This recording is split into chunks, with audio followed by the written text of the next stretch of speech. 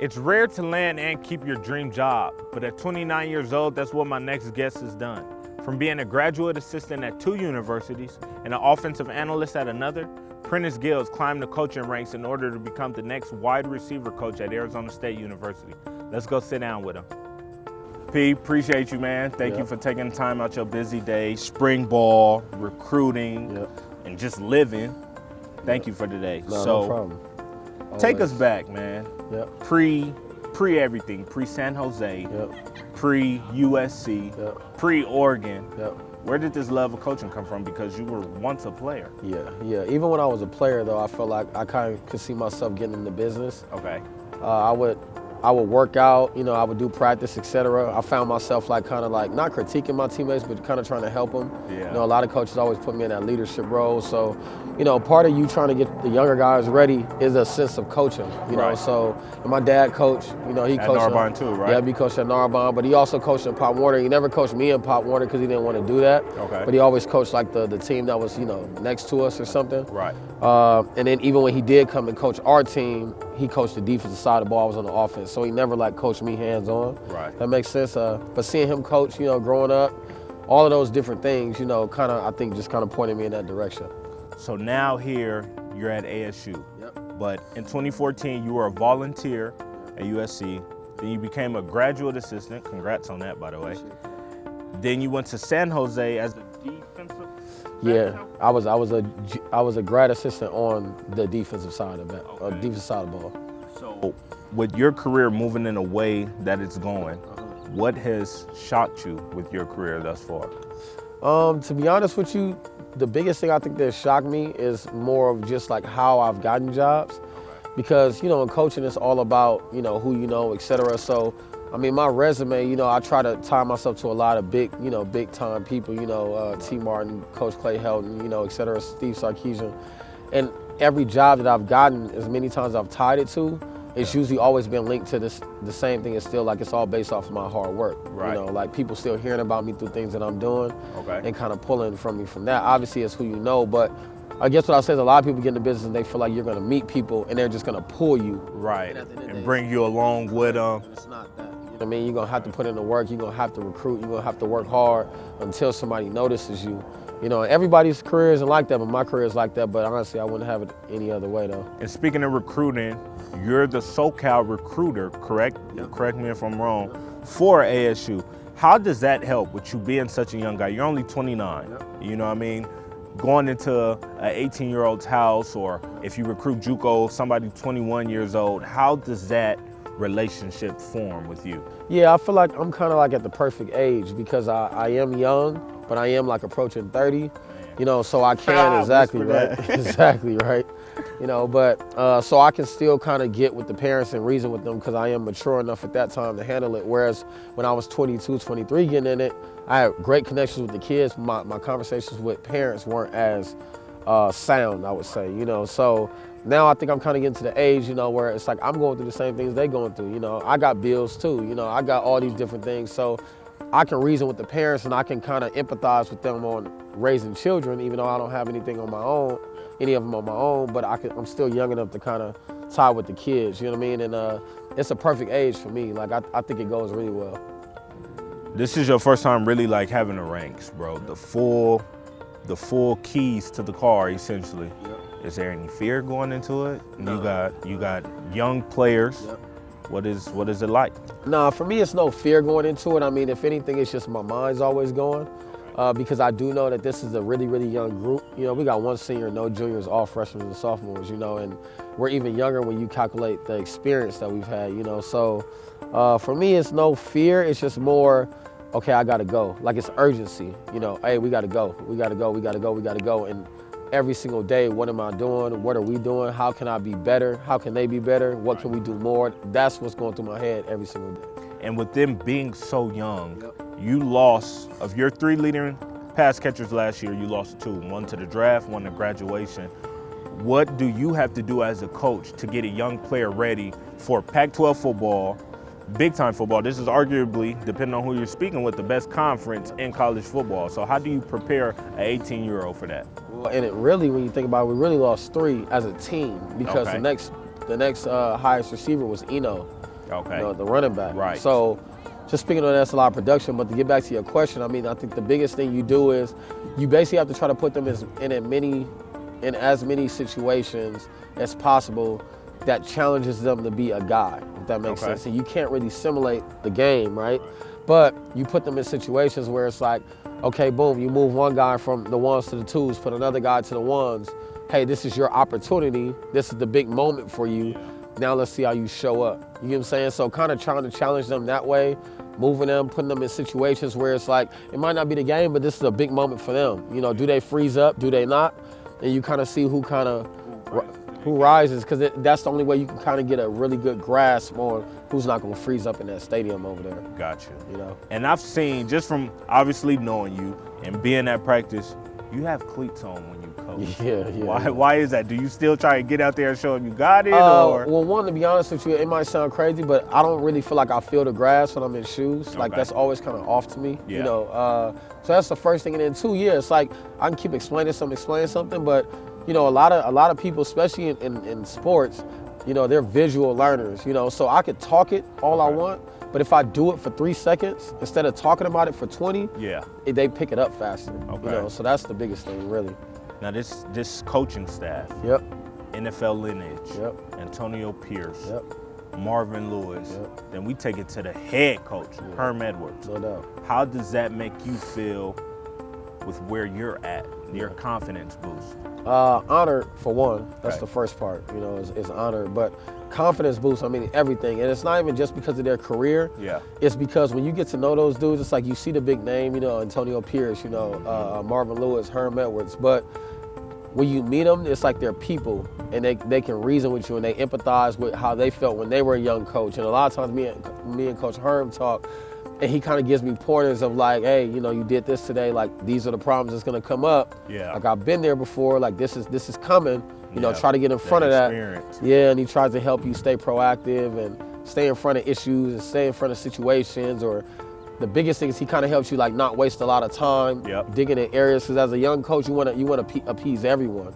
Well, he understands you can't do that. Can't do that. Correct. So that's the biggest thing I get from him on an everyday basis talking to him. I want to read a quote. And I thought this was very interesting. I don't want to pump your head up, but I liked it. I got happy reading it. Good. Prentice is a young up-and-coming star in our business. He's an excellent recruiter and already demonstrated that. For a man with his experience and being around so many people, what does that say for you? What do you need to do when you hear something like that? I gotta work harder, to be honest with you. You know, to me, a quote like that, honestly, if anything, you asked me earlier, like, are you scared? It's not scared, but if anything, that can make you more nervous than something else. You know what I mean? Because at that point, obviously, he's saying that he expects big things from me. You know, so really, it just makes you work harder. You know, I tell people all the time, like, when you get nervous, to me, the best thing you can do is just start preparing. You know, preparation will always calm all those nerves down, and you know, as long as you're prepared, you don't really have reason to be nervous. Criticism. Like I said, you're 29. Some people don't get their dream job at all.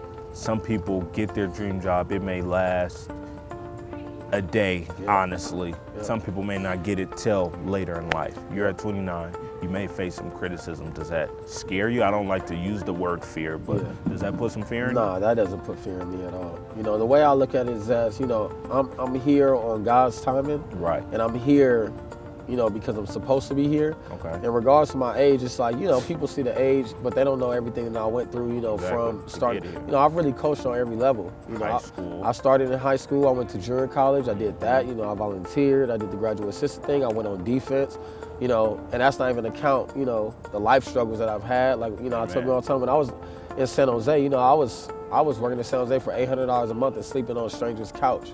So for me, it's like, yeah, age is one thing, but you know, when you do all of these things for 7, 8 years, you know, you put in the sacrifice, you know, I don't feel 29. You know, in this business, I really don't, you know. So that's how I look at it. With this career, you got to be honest. With any job, you got to be honest. Is it hard for you? And I wouldn't say hard, but do you find it difficult to let a player know he may not have it? Or does it put fear in you to let a player know you can be something special?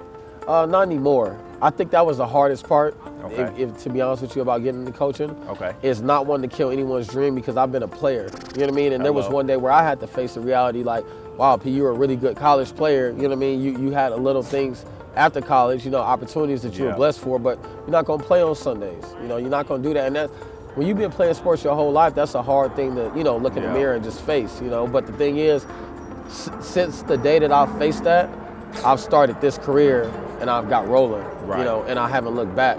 Right. So the best thing I could have did was face that truth early on and just kind of look myself, So the way I look at it is that I'm doing the kids a favor when I'm honest with them. Okay. Because who wants to, hear lies and then you waste their time? And, I base everything off of honesty. So outside of coaching, because I don't know how y'all find time to even sleep. Yeah, outside of coaching, what is life like for Prentice Gill?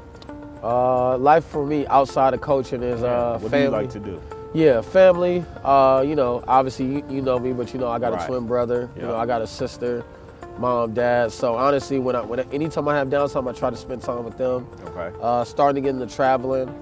So I'm trying to figure that out, kind of trying to slow myself down. Only places I've really been so far is the Virgin Islands and Canada, but I have a list of places. Man. Yeah.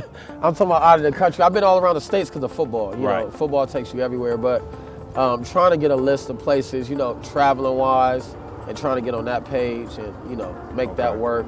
And that's the biggest thing. And then honestly, to be honest with you, outside of football, like I try to do a lot of self stuff, like working on things at a young age. I just bought a house, trying to build my credit up, like things like that. Because my biggest goal is I want to really enjoy my 30s and be able to just sit back and, enjoy the fruits of your labor. Yeah, so right now I really don't think I enjoyed my life as much as I should when I'm off. Okay. But I feel like my 30s is going to be a lot different, which is how I wanted it anyway. So. Right.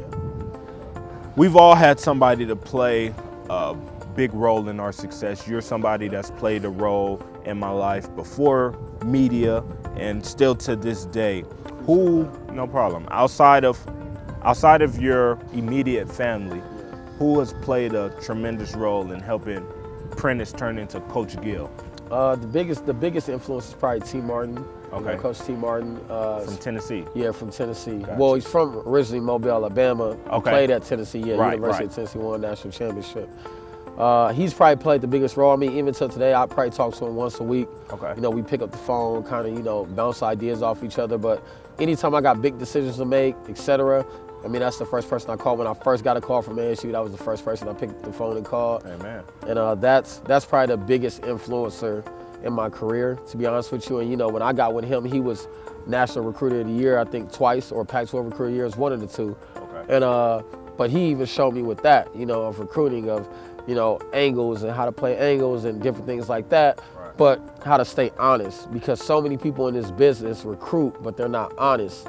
Yeah. And he showed me how to have strategic methods, but still keep yourself and not have to sit there and lie to someone and things like that. So. Do you think he'll be one of the best coaches in this conference? Whew, that's a long way away. You know what I mean? I think I have the ability to, the potential. I think something that gives me an advantage is that I don't have a family. I don't have wife, kids. Right. So I think I have the time, and I don't mind working hard and overtime to get there. But out of respect, obviously, for everybody's career, we're going to see. There we go. Yeah. All right, so look, I got a game for us. Yep. Hopefully Jaden doesn't do the name of this game, but it's called Pick Six. Oh yeah, so Jaden can't do that. He can't do that. Yeah. You know what I mean? So I'm gonna say two things. I'm gonna give you two options, and you pick which one you like. All right, bet. Chick-fil-A or In-N-Out? In-N-Out. I'm gonna judge you off that one. Julio or D-Hop? Julio. Why? D-Hop, don't get me wrong, I love Hop. Okay. Hop can go. Julio he's a freak. That's the biggest thing with him.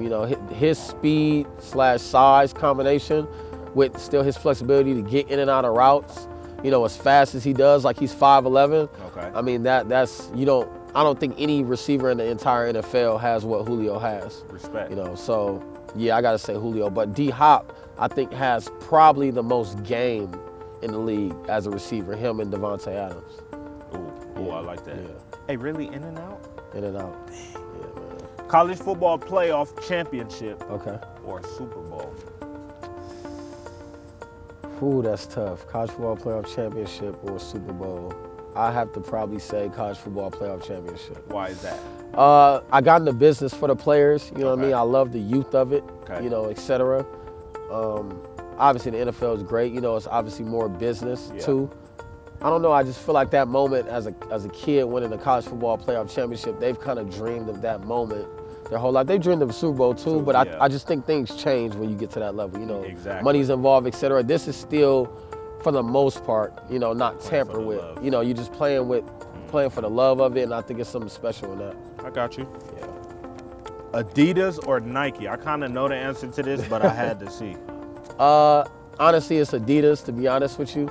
I do love Nike, don't get me wrong. I love the things, you know, as far as like how things fit and et cetera. But I really love the Adidas shoes. You know, I'm a big Yeezy guy. I'm a big NMD guy. I love things like that, you know. But I do love Nike too. I love Nike. I like the way their sweatsuits and things fit better.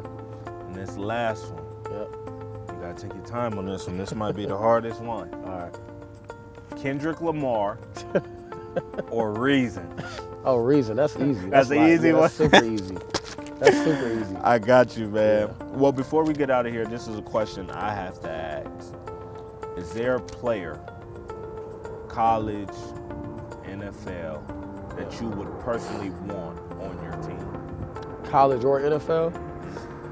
Well, obviously we talked about Julio. To be honest with you, my favorite receiver in the world in general is Devontae Adams. Okay. If I could pick to coach any player in the entire league, it would be him. I mean, the guy's just a technician, and that's how I was when I played. You know what I mean? He has an answer. He has an escape. He has a plan for every problem. And even when you think that you kind of got him tied up, it's like he has an escape. He has a way out, you know. I mean, I can honestly tell you, I watch that dude probably 1 or 2 times a week. Okay. You know, same clips, same everything. I mean, the dude is super. As highly as the NFL looks at him, he's still underrated in my eyes. The dude is unbelievable. So top 5 receivers. Yes. No order. Besides number 1 for me is Julio. Okay. Then it goes probably Devontae. I like Keenan Allen. Yeah. I can't throw Odell in there because he's not Odell. I'm a year-to-year guy. I like professionals. That's not where he's at right now. But I would probably say Julio, Devontae, Keenan, Michael Thomas.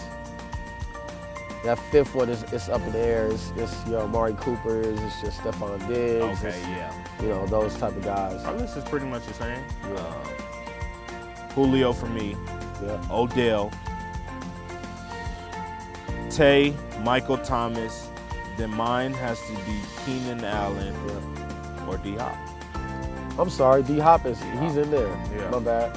I can't do that. So that's definitely that's the 5th. 5. That's my 5. Yeah, it's not my 5th, but that's my 5. I got you. Yep. Man, appreciate you taking the time today. I know it's a busy schedule, and I know you're in the middle of spring ball right now, so I appreciate this, and best of luck this season. Always appreciate it, man. Yeah, forks up. Yes, Go sir. Devils. Yes, sir.